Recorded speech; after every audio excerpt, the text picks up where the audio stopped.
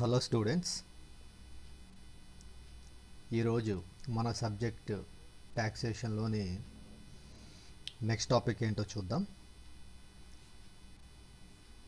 మన subject ట్యాక్సేషన్లోని next topic వచ్చేసి brief history of taxation, అంటే పన్ను విధింపు యొక్క క్లుప్త చరిత్ర. ఇది మన నెక్స్ట్ టాపిక్. ఏంటండి మన topic?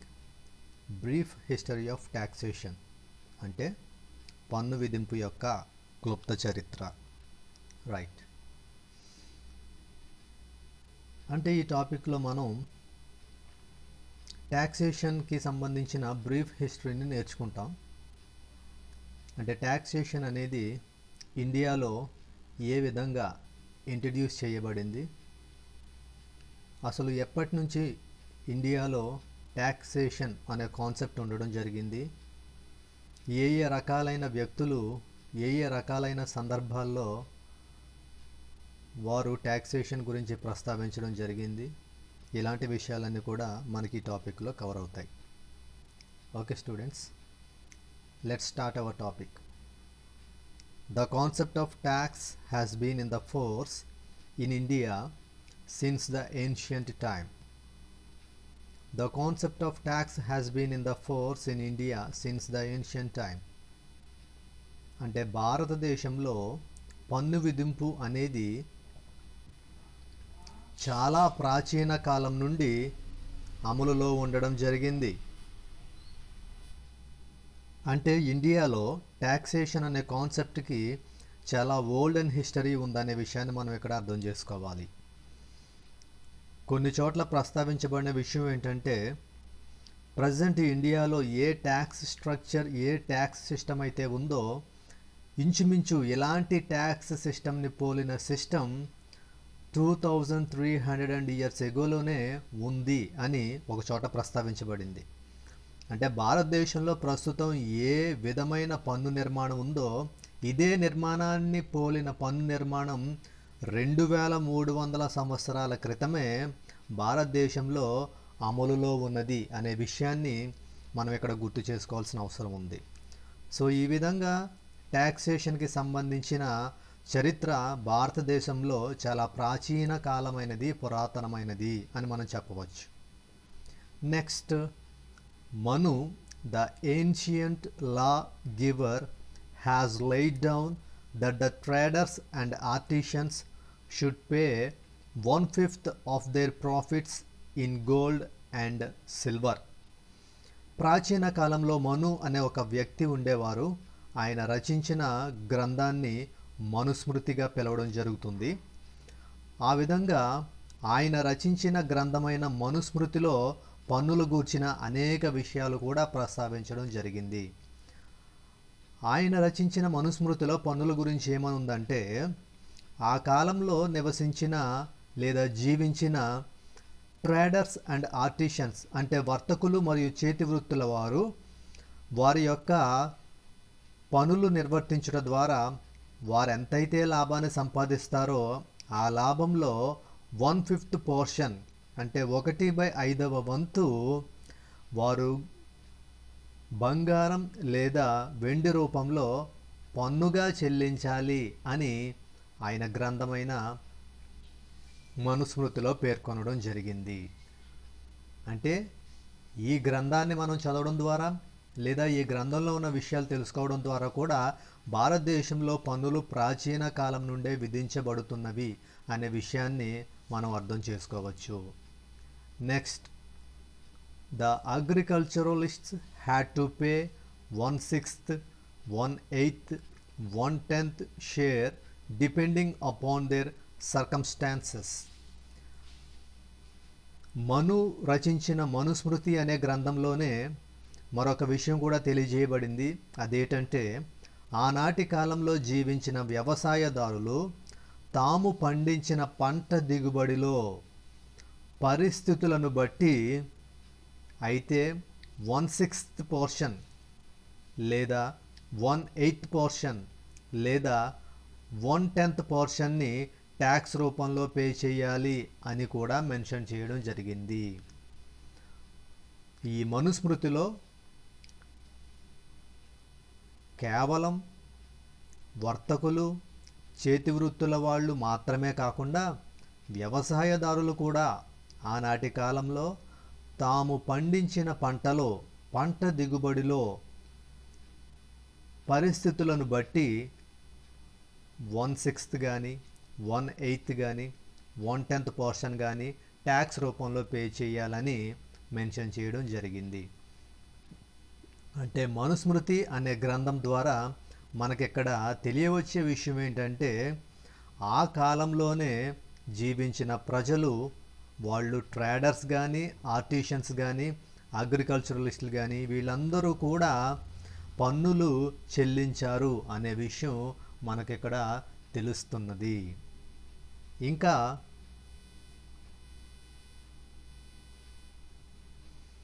The concept of tax is also found in Shrimad Bhagwat. Manu రచించిన మనుస్మృతి గ్రంథంలో మాత్రమే కాకుండా శ్రీమద్ భాగవతంలో కూడా పన్నుల గూర్చిన ప్రస్తావన ఉంది. ఆ గ్రంథంలో కూడా ప్రజలు రాజ్యానికి పన్నులు చెల్లించేవారు అనే విషయాలు పేర్కొనడం జరిగింది. ఇంకా Chanakya has also the mention of tax in his book అర్థశాస్త్ర. చంద్రగుప్త మౌర్యుని ఆస్థానంలో మంత్రిగా ఉండేటువంటి చాణక్య అనే వ్యక్తి ఆయన రచించిన ఫేమస్ బుక్ అర్థశాస్త్రాలో కూడా ట్యాక్సెస్ గురించి మెన్షన్ చేయడం జరిగింది. ఆయన పన్నులు రాజ్యంలో విధించబడుతున్నవి, పన్నులు అనేక అవసరాల కోసం రాజ్యం యొక్క అవసరాలను దృష్టిలో పెట్టుకుని పన్నులు విధించబడినవి అనే విషయాన్ని ఆయన ప్రస్తావించడం జరిగింది.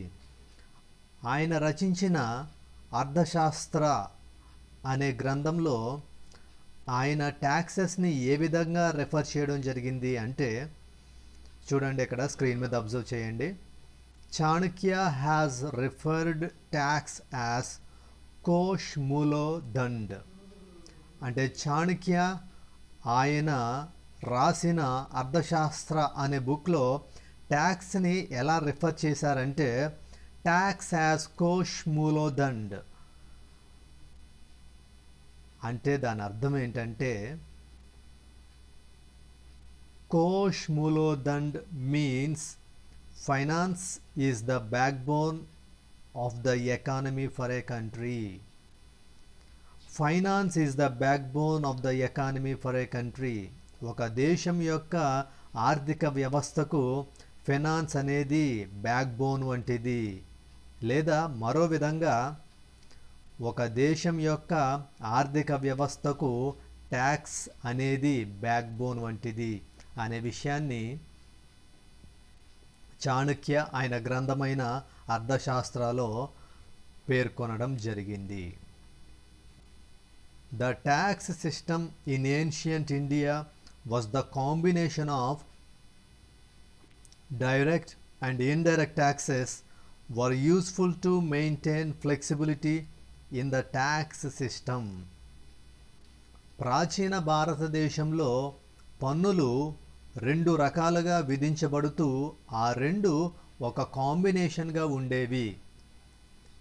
ఎంత ఆశ్చర్యకరమైన విషయం ఇక్కడ ఏంటంటే, ప్రాచీన కాలంలో ఏ విధంగా పన్నులు 2 రూపాలలో విధించబడినవో ప్రస్తుత కాలంలో కూడా పన్నులు 2 రూపాలలోనే విధించబడుతున్నవి.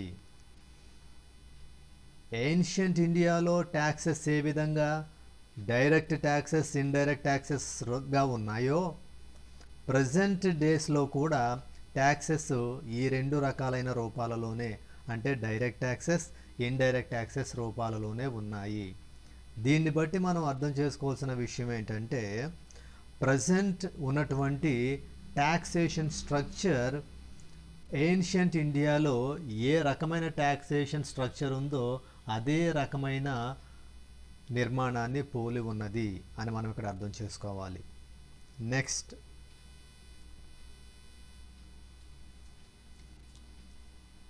ఇంతవరకు మనం ఇండియాలో ట్యాక్సేషన్ అనేది ఏన్షియన్ డేస్లో ఏ విధంగా ఉంది అనేది మనం నేర్చుకున్నాం.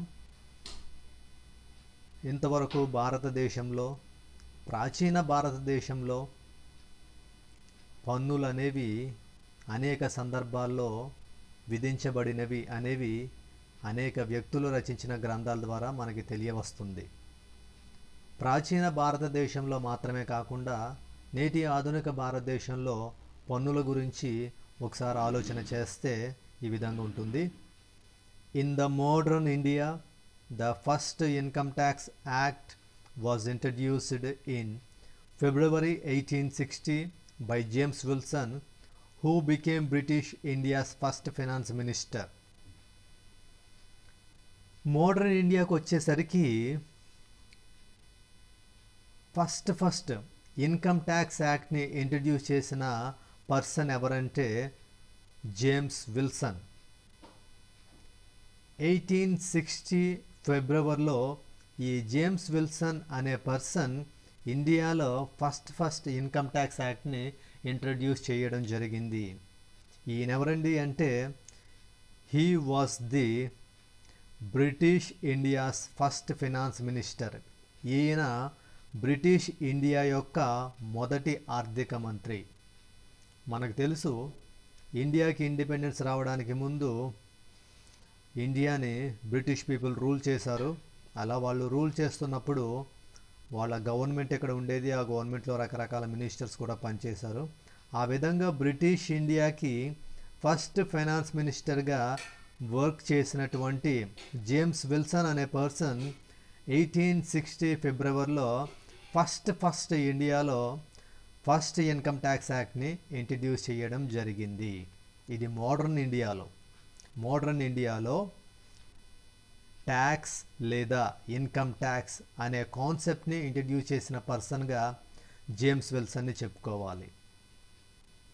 Next, later some other acts were made by Union government in the years 1886, 1918 and 1922.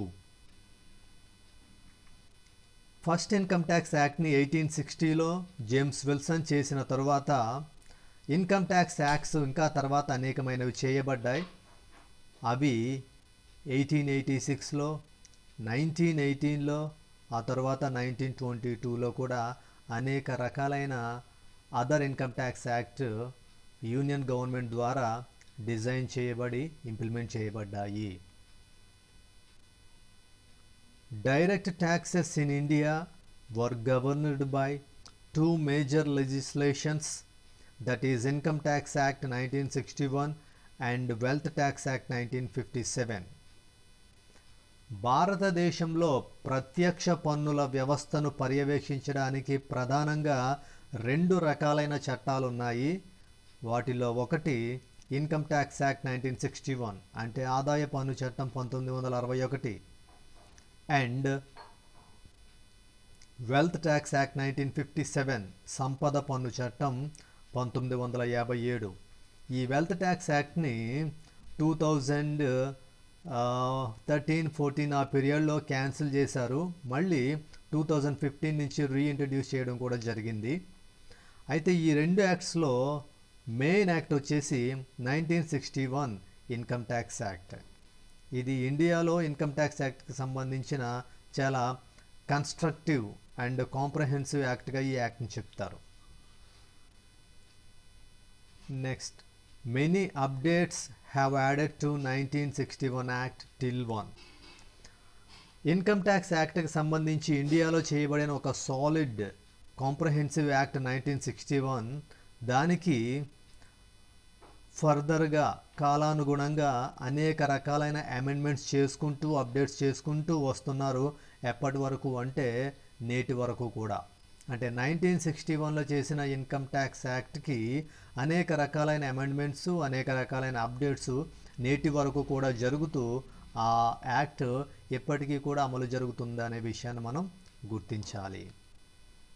ఇది బ్రీఫ్ హిస్టరీ ఆఫ్ ట్యాక్సేషన్ అంటే పన్ను విధింపు యొక్క క్లుప్త చరిత్ర. అంటే భారతదేశంలో పన్ను విధింపు అనేది ఏ కాలం నుంచి అమలులో ఉన్నది అనేది మనం ఈ కాన్సెప్ట్లో తెలుసుకోవడం జరుగుతుంది. మొదటగా మనం నేర్చుకున్న విషయం ఏంటండి, భారతదేశంలో ఎప్పుడు ఎప్పటి నుంచి ఏ కాలం నుంచి పన్నులు విధించబడుతున్నవి అంటే చాలా ప్రాచీన కాలం నుండి చాలా ఓల్డెన్ డేస్ నుంచి కూడా ఇండియాలో ట్యాక్సెస్ అనేవి ఛార్జ్ చేయడం జరుగుతుంది. ఒక చోట ప్రస్తావించిన ప్రకారం there were taxes been imposing in India since for 2300 years ago. అంటే భారతదేశంలో 2300 సంవత్సరాల క్రితం నుండే పన్నులు విధింపబడుతూ ఉన్నవి అని ఒక చోట ప్రస్తావించడం జరిగింది.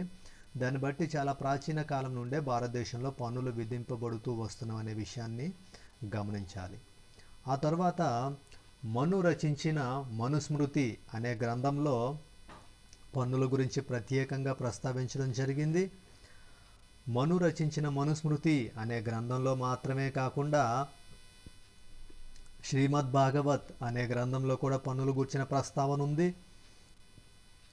దానితో పాటు చాణక్య రచించిన అర్థశాస్త్ర అనే గ్రంథంలో కూడా పన్నులు గూర్చిన ప్రస్తావన ఉంది. ఈ విధంగా ఆయా కాలాలలో జీవించిన వ్యక్తులు వారు రచించిన గ్రంథాలు, ఆ గ్రంథాలలో పేర్కొన్న విషయాల ద్వారా భారతదేశంలో ప్రాచీన కాలంలో కూడా పన్నులు విధింపబడినవి అనే విషయాన్ని మీరు అర్థం చేసుకోవాలి. ఇక మోడర్న్ ఇండియా, ఆధునిక భారతదేశానికి వచ్చేసరికి జేమ్స్ విల్సన్ అనే పర్సన్ ఫస్ట్గా ఇండియాలో ఇన్కమ్ ట్యాక్స్ యాక్ట్ని ఇంట్రడ్యూస్ చేయడం జరిగింది. ఈయనెవరంటే బ్రిటిష్ ఇండియా యొక్క ఫస్ట్ ఫైనాన్స్ మినిస్టర్. 1860లో ఫస్ట్ ఇన్కమ్ ట్యాక్స్ని ఇంట్రడ్యూస్ చేసిన తర్వాత అనేక రకాలైన ఇన్కమ్ ట్యాక్స్ యాక్ట్స్ని యూనియన్ గవర్నమెంట్ డిజైన్ చేయడం జరిగింది. 1886లో ఇన్కమ్ ట్యాక్స్ యాక్ట్ వచ్చింది, 1918లో కూడా ఇన్కమ్ ట్యాక్స్ యాక్ట్ వచ్చింది, ఆ తర్వాత 1922లో కూడా ఇన్కమ్ ట్యాక్స్ యాక్ట్ రావడం జరిగింది. ఆ తర్వాత ఇన్కమ్ ట్యాక్స్ యాక్ట్ అంటే డైరెక్ట్ ట్యాక్సెస్కి సంబంధించి 2 ఇంపార్టెంట్ యాక్ట్స్ ఉన్నాయి. ఒకటేమో ఇన్కమ్ ట్యాక్స్ యాక్ట్ 1961, ఇంకొకటి వెల్త్ ట్యాక్స్ యాక్ట్ 1957. ఈ రెండింటిలో డైరెక్ట్ ట్యాక్సెస్కి సంబంధించి important act income tax act 1961. అయితే ఈ యాక్ట్కి కాలానుగుణంగా అనేక రకాలైన అమెండ్మెంట్స్, అప్డేట్స్ జరుగుతూ ఉన్నవి. నేటి వరకు కూడా అనేక రకాలైన అప్డేట్స్ జరుగుతూ వస్తున్నవి. So this is the concept of brief history of taxation. Okay, thank you.